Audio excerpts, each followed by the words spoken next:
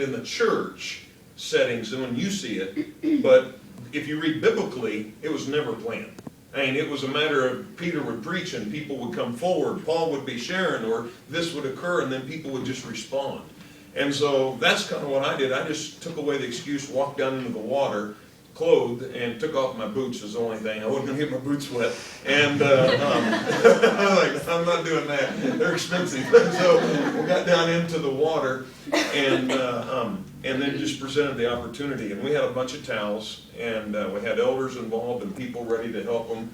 And we had 3 songs planned that they were going to sing downstairs, and then another pastor who was doing the same thing upstairs in a little different format. Not quite a hard as a sale upstairs because the crowd was different.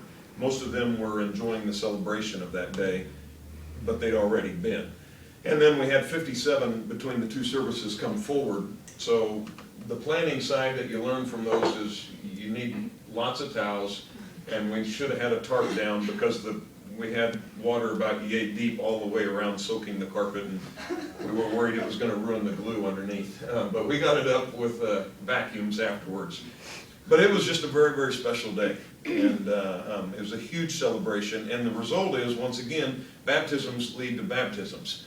And so then the next week we had a couple more people wanting to be baptized. I had another guy wanting to be baptized this week. Others wanted to talk.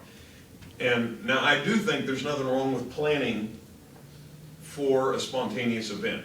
I know that sounds funny. It's spontaneous, but yet it's planning. So that's where the Everts came in. I knew they wanted to be baptized. They'd already talked about it. God had been working on their heart. And so I just called them up and said, hey, would you guys be willing in a couple of weeks here to be baptized?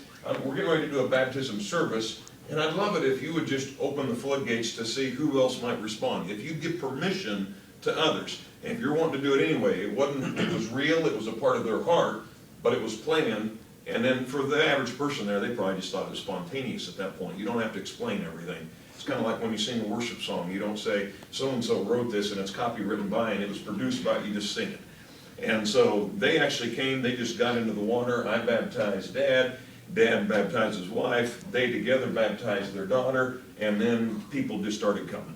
And then it was just really, really neat. And so that was kind of the summation of the last few months, in my view, a little bit of how to plan baptisms and then to get it going.